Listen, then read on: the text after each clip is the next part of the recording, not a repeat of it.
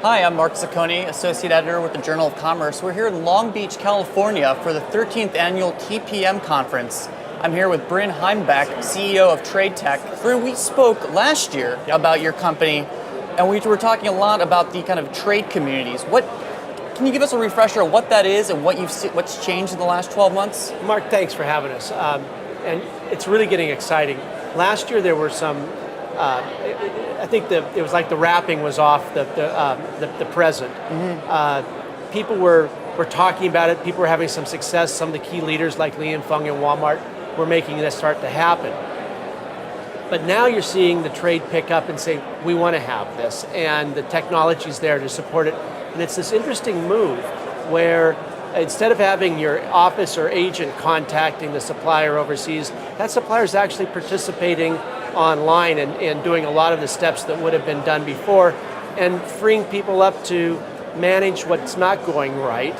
Or handle the exception, as opposed to getting bogged down in just simply managing the administration of this large amount of data that has to be reprocessed from this environment into this environment so they can be set over yet this other environment. So with this kind of automation here, what's going on in terms of using more of the web technology to get that usability and also have that in-time, right-away results so shippers can see where it's going?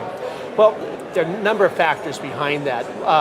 First of all, the cloud. Okay. The promise of the cloud, this geography, or this system that knows no geography, allowing people to be in the system, whether they're inside the company or outside the company, whether they're on the road or in the office, that's a huge component of it. But at the same time, what's interesting is that the technology itself is coming of age. I don't know if you've read about Web 2.0, right. HTML5.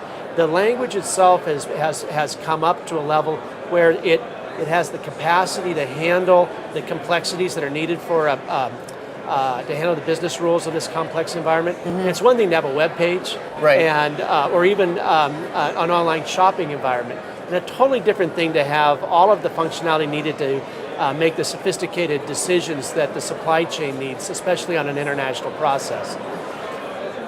The big thing that was holding everybody back was a question of where's the server going to be, or speed of delivery. And if you didn't have the server locally, you just couldn't have the speed that was necessary.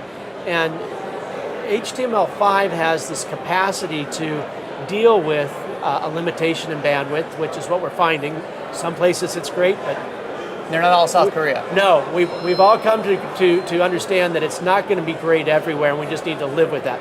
But the server's capacity is beyond what we need, and now what we're focusing on is the interface itself. And there's this decoupling that's happening. The interface itself is able to work with the local PC to pull power from the PC to do a lot of that processing. So everybody else feels like they're local, right. i.e. it's fast, it's real time, all the time, everywhere. So kind of taking a step back, what are you seeing more in terms of the logistics tech world? What are the new waves that we should be keeping an eye out that's going to make it easier for shippers and carriers to collaborate and also keep an idea on what's going on in the supply chain? Well, there's this ongoing integration. The carrier portals are out there both at the air level and at the ocean level. The customs organizations are taking bigger and bigger steps forward. In fact, you'll see stuff coming up with Canada this month. They're putting in place their 10+2 equivalent. Next year, Japan's putting in a 24-hour rule. So the governments are going to be asking for more information, or more governments will be asking for that same information up front. The carriers are more capable of taking information and feeding it back. Right. And the large importers and exporters are more capable of feeding information out of their ERP systems into a large transportation cloud environment. So a lot less keying of information and a lot more managing of the information. Interesting. Well, I look forward to hearing more about it when I see you again next year. Absolutely. And thanks again for taking the time. Mark, thank you for yours. All right.